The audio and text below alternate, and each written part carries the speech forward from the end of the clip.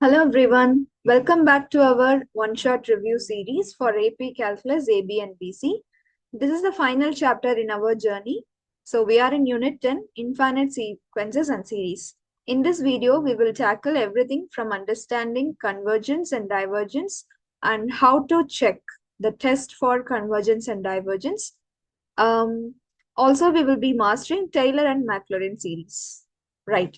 So whether you are gearing up for the AP exam or revisiting key calculus concept, this comprehensive review will give you a best solution for your questions. And let's dive in and conquer your Unit 10 together. So first, defining convergent and divergent infinite series. Let's see what is infinite series. Infinite series is sum of terms of an infinite sequence. So we are summing till infinity. 1 plus 2 plus 3 plus so and so on. That's an example. But what in convergent and divergent, when these two words comes up, what is the key idea about it? So key idea is, okay, this is an infinite sum. The sum adds up to a finite number or like not. That's it. So if it's a finite number, we will call it convergent or it's divergent. That's what we're going to explore in this topic. So one example for convergent, 1 plus 1 by 2, 1 by 4, 1 by 8, and so on. Okay, I'm finding S1. S1 means what? S is still going infinity. S1 means sum of first one term. So just one. S2 means sum of first two terms, these two. Then first three terms, first four terms, you can do 5, 6 for better approximations. But I see one thing, it approaches to 2, but it will never touch 2 or it won't exceed 2. So in this case, the series will go forever, but the sum will converge to 2. This is the convergence. A series is convergent if it adds up to a specific number. So this is a proper definition.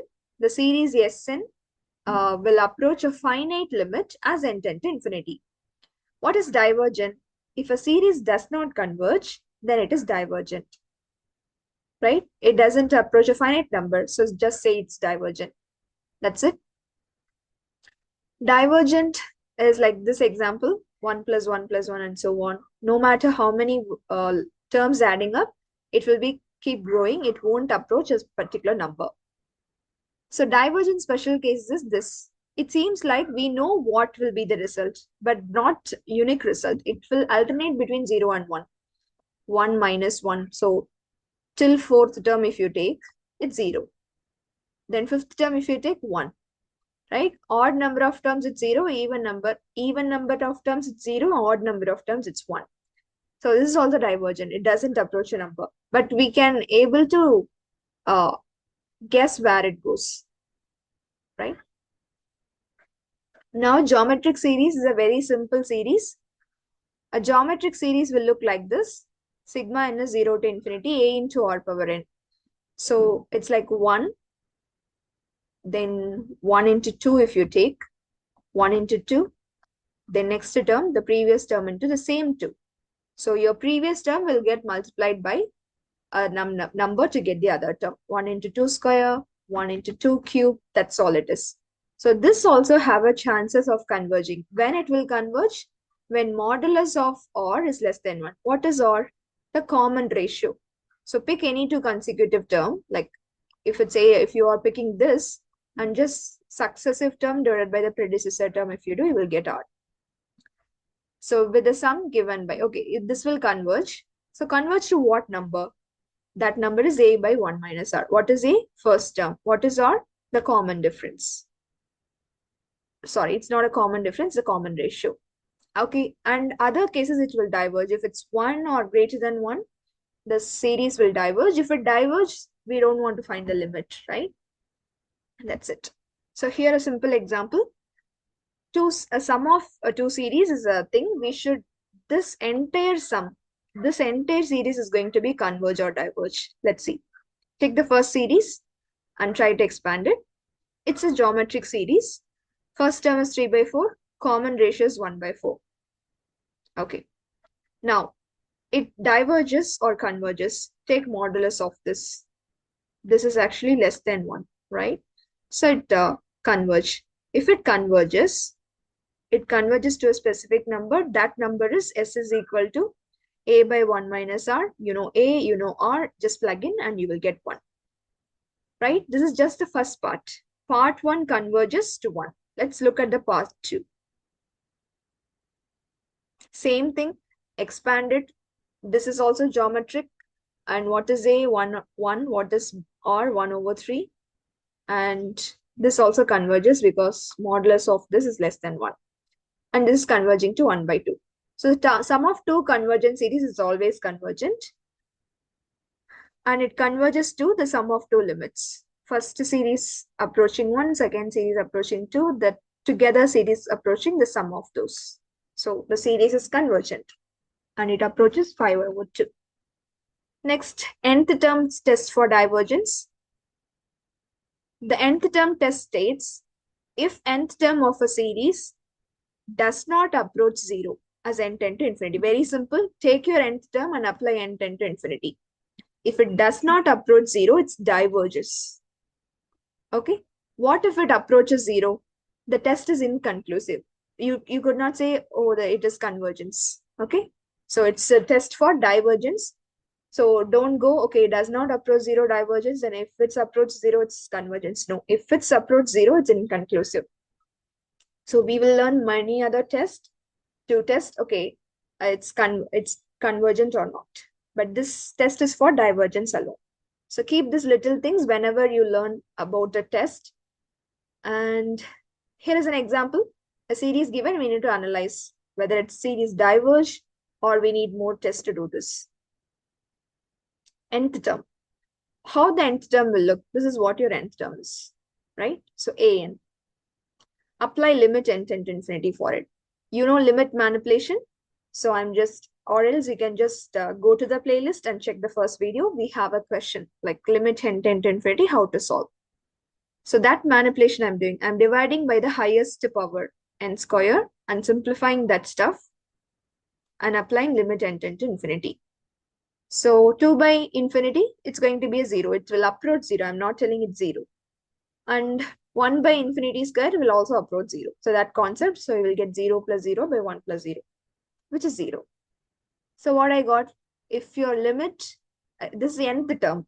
In nth term, if limit n tend to infinity an is 0, the test is inconclusive.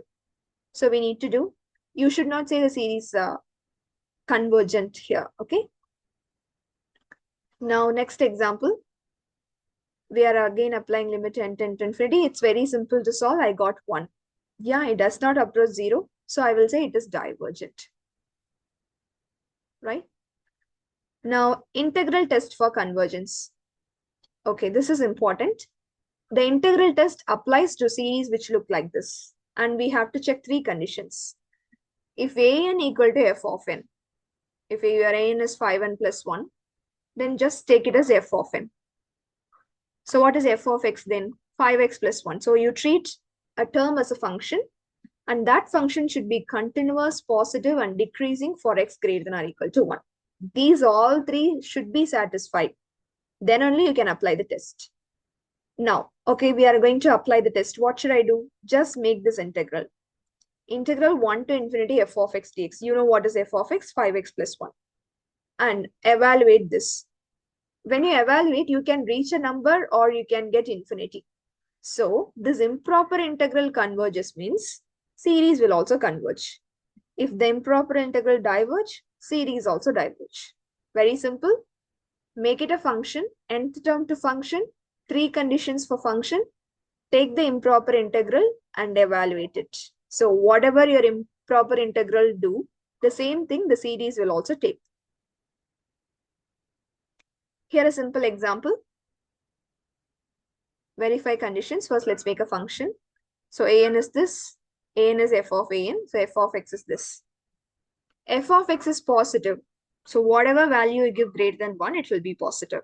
Why I didn't include 1, it will become undefined, right? So you see the series is, and don't think, why didn't I apply x greater than or equal to 1? The condition for x greater than or equal to 1 is the series begins with 1. Here the series begins with 2, so n greater than 1 is enough. And f of x is continuous because ln x is also greater than 0. and there will be no breaks after 1. I'm telling after 1, this domain, it won't be. And decreasing for x greater than 1. How will you check? Just find the differentiation of this and draw sign diagram or check it. It will be negative for x greater than 1. So that's all. All three conditions satisfied. So integral test, do apply. Integral is this 2 to infinity, 1 by x ln x dx. Okay, here it's not a normal integration, so we are using u substitution. U is ln x, du is 1 by x dx. So 1 by x dx will be replaced with du. Ln x will be replaced with u. What about the limits? Limits also we need to change. In terms of x, it's 2 to infinity. When x is 2, what happens to u? Just apply it. Ln 2. When x is infinity, u is ln infinity. Now make everything into u form and do all these algebraic things. You will get ln infinity minus ln of ln 2. Ln of infinity is still infinity, right? The ln function will be something like this. As x tends to infinity, y also will approach infinity. So this will diverge. Your improper integral diverge. So the series also diverge. That's simple. Now harmonic series and p series, they look very simple. So this is what harmonic series is. Sigma n is 1 to infinity 1 by n. This series is actually diverges. You can apply even improper integral to prove that it diverges. So try that. Try to prove harmonic series is divergent using the improper integral test. And do let me know you got the diverges without any other conclusions, okay? So even though it terms decrease, first of all, when you see, okay, the terms are decreasing because 1 over 1, 1 over 2, it is decreasing. So we will think it will go for 0 something, but it is not. It won't approach 0. So it's a special series. Don't forget that harmonic series diverges. Then P series is exactly looking like a harmonic series, but it have a power P in it, where P is always greater than 0. Okay. So for P greater than 1, the series converges. When it is equal 1, it will diverge between 0 and 1. If you see, that is a harmonic series thing, right? So here an example, sum of two series, we have to check converges or diverges. You can relate this with harmonic and P series. So go for it.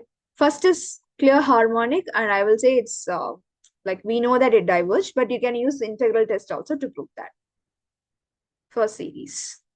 Integral test we are applying, f of x is 1 by x. F of x, first condition, it's always positive for x greater than 1. Continuous for x greater than or equal 1. And decreasing for x greater than or equal to 1. Integral test you can apply and do for it. Improper integral is this. And evaluate the integral. You got it approaches infinity. So the series, improper integral diverge, the series also diverge. First part alone we have solved. Second part of series is looking like this. So it's a P series. So we know that if P greater, this is a P series with P equal to 1.5, which is greater than 1. So since P greater than 1, the series converges. Now I got first series diverge, second series converge. So it will always diverge, the sum will diverge. Okay. Now comparison test for convergence. Okay, comparison test is used to determine convergence or divergence. Anything we can conclude by comparing it to given series with another series whose convergence properties are already known. Okay. So another series, that convergence properties, you should know about it. So we have direct comparison and limit comparison. Direct comparison means if 0 less than or equal a n less than or equal to b n for n sufficiently. Remember this inequality. Then if bn converges, then an also converges. If an diverges, then bn also diverges. Okay.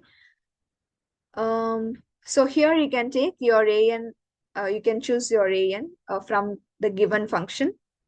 Bn is you have to take that to compare, right? So it should be a known function to you. You should know the convergence property. Limit comparison means you just evaluate the limit. if we get a finite positive number, then the same conditions will follow. So we should not work for that inequality here. Here you just apply the limit of the ratios, it should be positive. So limit comparison is so easy to us when you see the rational functions form. So let's do whether it converges or diverges. So we got this simpler series for comparison is phi 1 by n square equal phi by n.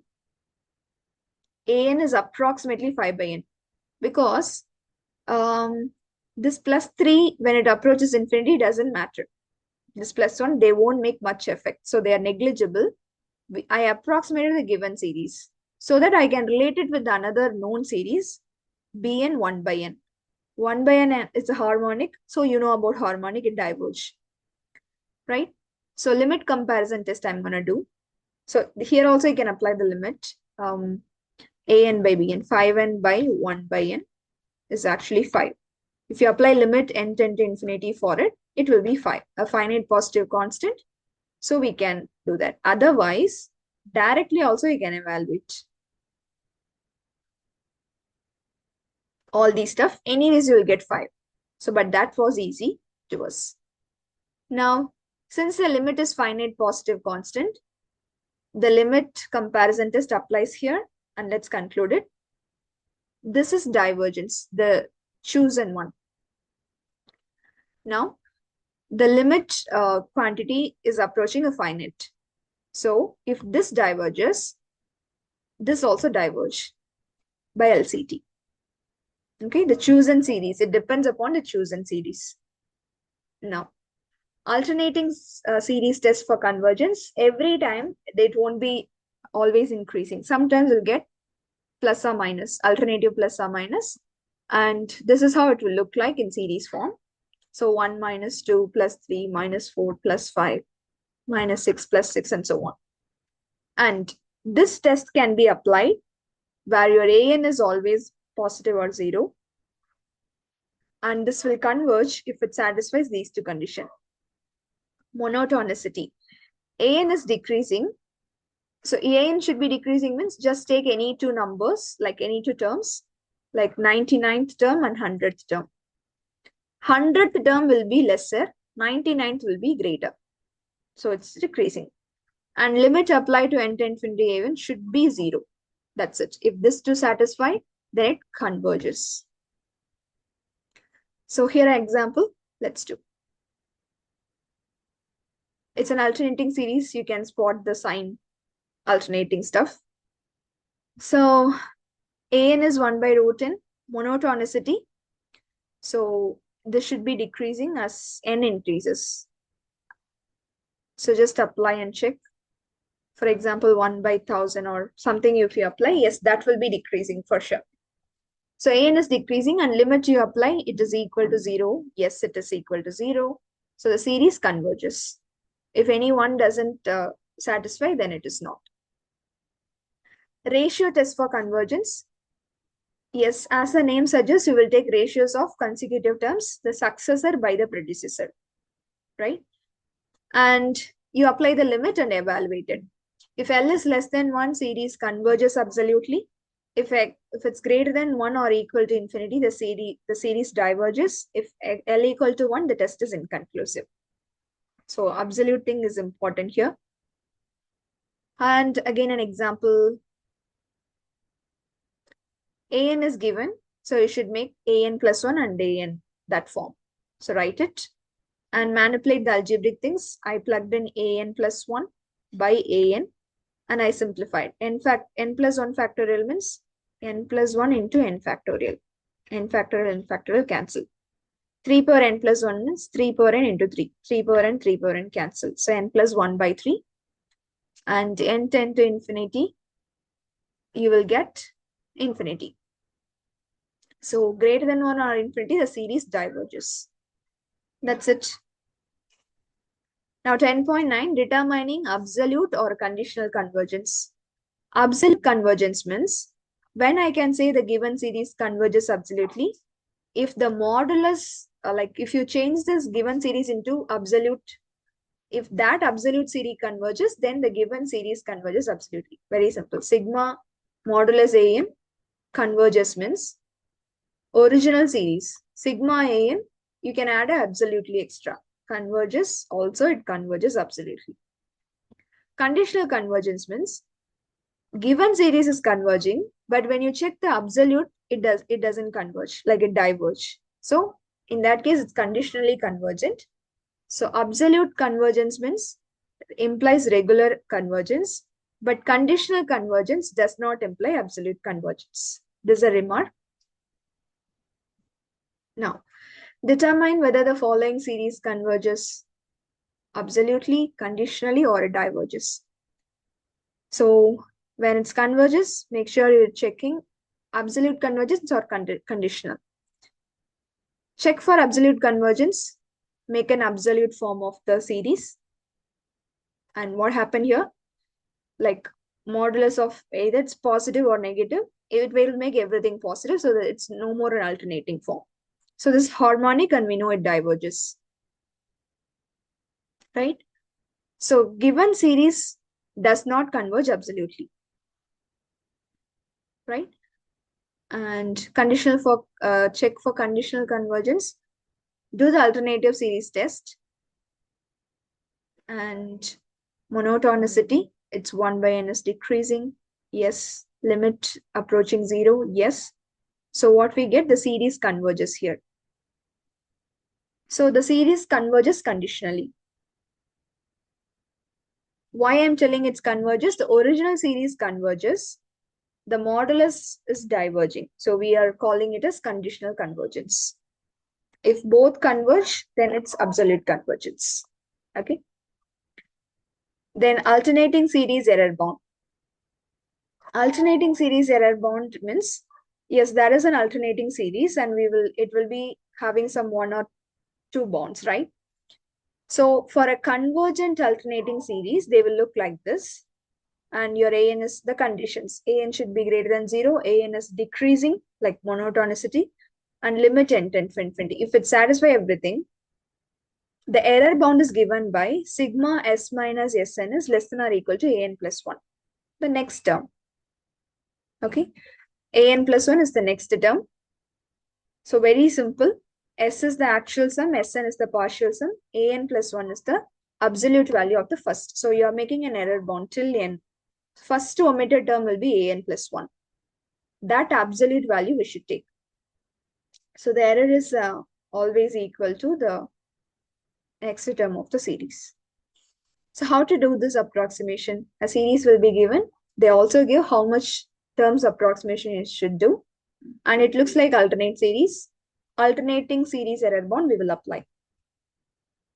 So series and partial sums. This is a given series. We are taking 4 and just find the sum till 4 terms. Now, given series does not converge absolutely. Apply the error bound. The next term is 1 by 5 square. Like this is what our series look like, right? Minus 1 the whole power n minus 1 by n square. So if you apply for 5, it will be positive 1 by 5 square, which is 0.04. This value is your thing. This is the error bound and you can give plus or minus 0.4. 0.04 for this. Right. Now finding Taylor polynomial approximations for functions. What is Taylor polynomial? We are using this polynomial to approximate a function near a specific point at x is c. For example, if you want to find sine pi by 2, you will make it, you will try to approximate into a polynomial form and you will try to plug in. So sine pi by 2 is 1. The polynomial you are making at pi by 2 will also give us approximately 1. Right? Any function it will work. Now, the nth degree polynomial, for how to find it, this is how it will look like. Pn of x is f of c, constant term, just given function, plug in the center value, that's c. Then next term is first derivative by 1 factorial x minus c. Second derivative 2 factorial x minus c whole square. C will be given, f will be given. You just need to apply derivatives and substituting stuffs. So fk of c means like f nth derivative evaluated at c. C means center of approximation. They will provide it. And Pn of x is the Taylor polynomial. Here, find the third degree polynomial for f of x equal to e power x centered at c equal to O. First, write the polynomial format f of 0, then f dash of 0, x minus c, but c is 0, so it will be just x square, x cube. And numerators will be derivatives. Denominators will be the respective factorials. Now, it's very simple. Your f of x is e power x. F first derivative, second derivative, third derivative, you need to find. Then after finding that, apply 0 and evaluate that. Everything will be 1, e power 0 forever, right? Then substitute, that's it. You will get the Taylor polynomial approximated and simplify it. That's simple. So e power 0 is 1. When you apply the 0, P3 of 0 will also approximately equal 1. Okay.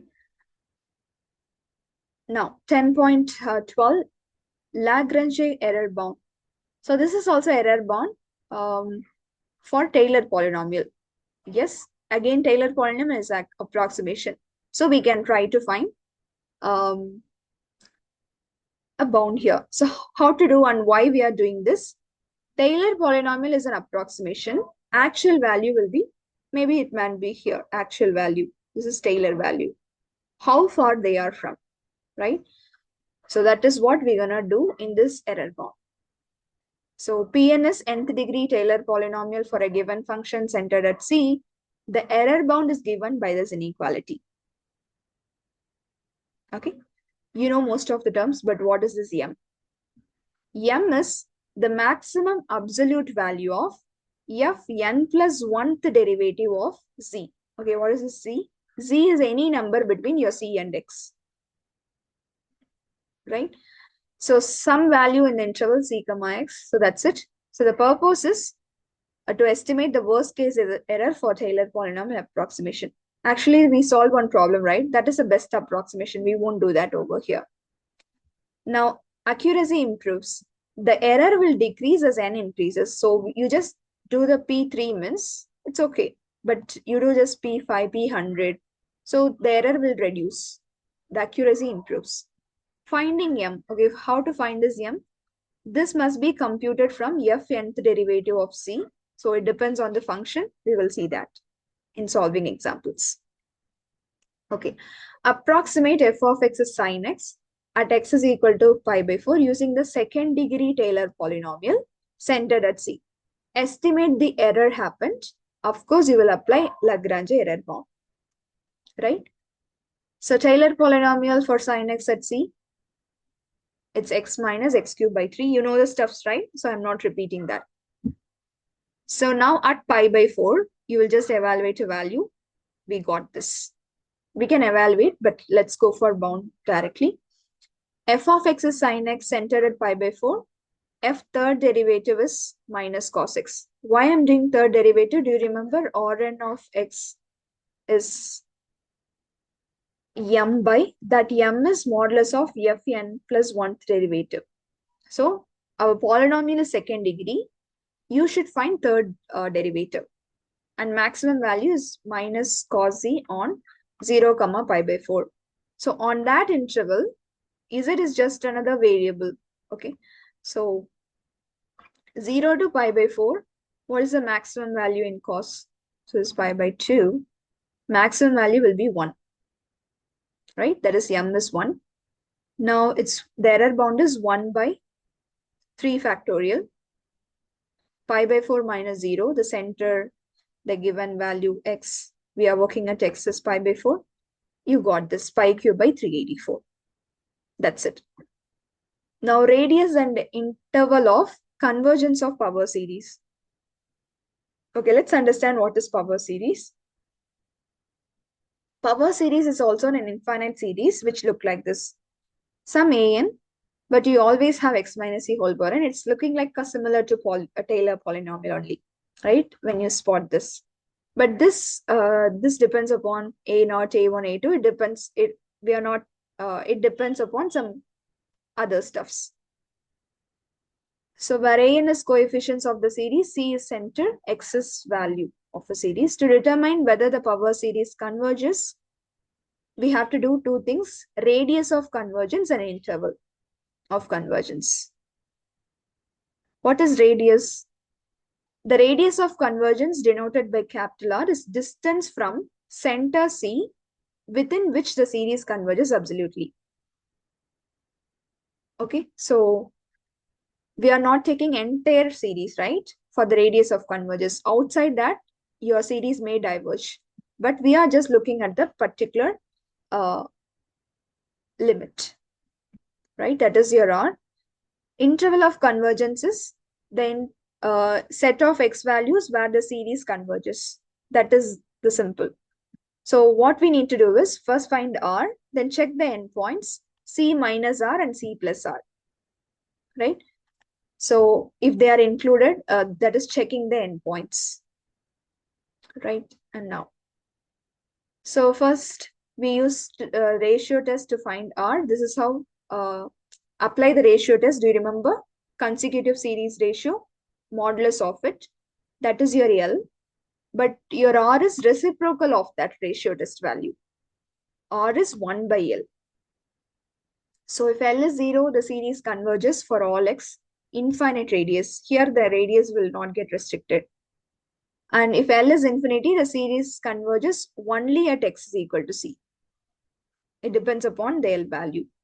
And next, steps to find ratio, radius and interval of convergence.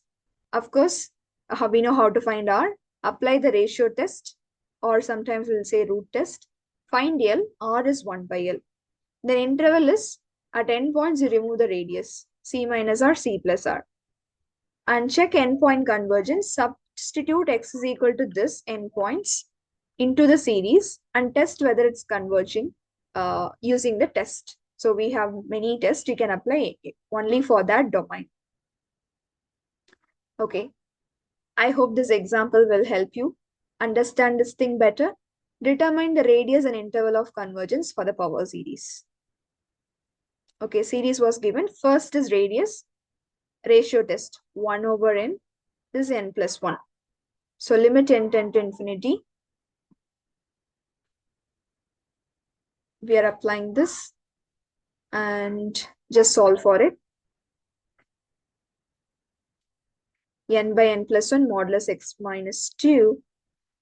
And it approaches x minus 2. When n tend to infinity, infinity by infinity plus 1, like it will approach 1, or you can do n by n something. So it will go for 1. This will be stay as it is. So this is the R. Find the interval.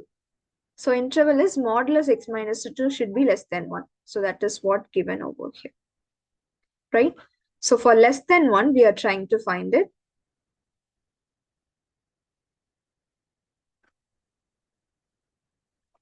So 1 less than x less than R. So actually 1 is the R. So 1 less than x less than 3. Or you can even directly do C minus R less C plus R, right? So this is our radius actually. So when you solve this part, that is your radius, which is R is 1. So 1 less than x less than 3, right? So C is 2 and you can just apply that. Check endpoints.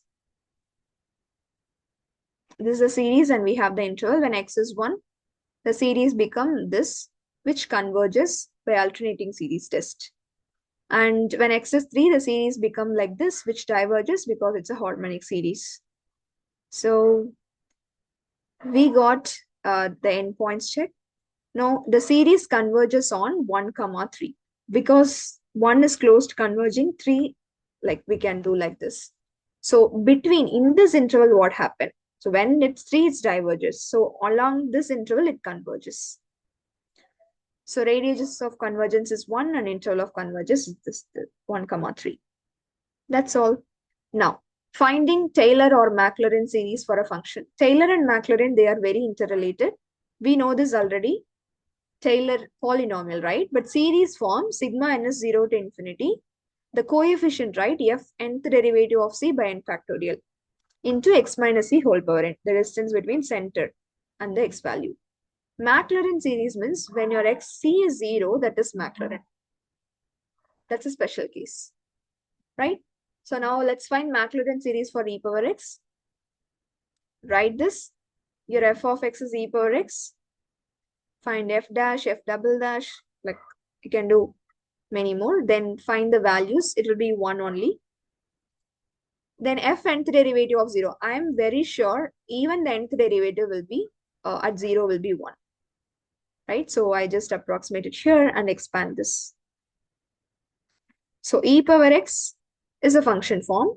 In polynomial form, in a series form, you can write like this. That's it. Now Taylor series for this, it's going to be very simple. So observe this. Write the Taylor series in series form. And your function is ln x. So evaluate the function at 0. And just go ahead with this. Plug in and solve for a series.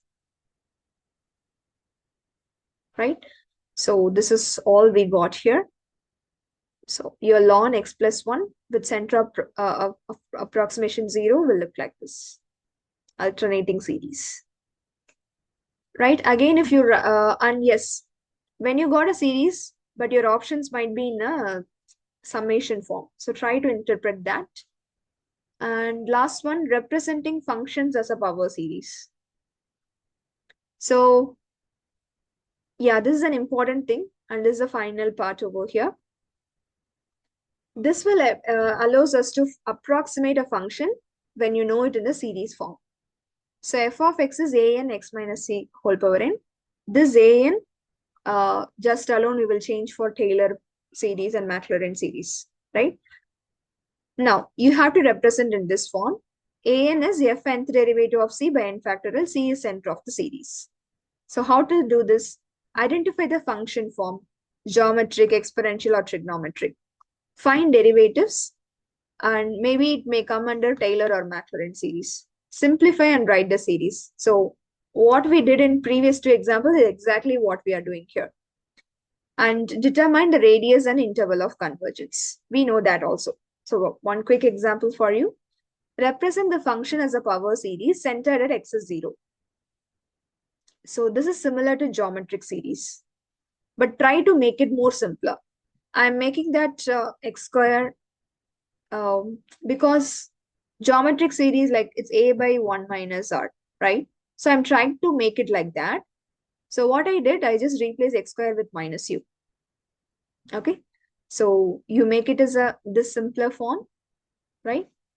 Now, you make it an alternating form, minus 1 whole power n x power 2n. So that's all we did. It is in power series form now. Don't worry about this. This is completely okay, right? And from this, you can find radius and like x minus center of convergence is x minus 0 to power n, right? So center is 0. Yes, we got that. That's all we need to check. Now into the key takeaway. So we learned what is infinite sequence and what is convergence, divergence, then geometric series. If it's convergent, it's a by 1 minus r. This thing is important. And for divergence, we don't work much more. Once it's divergent, we just leave.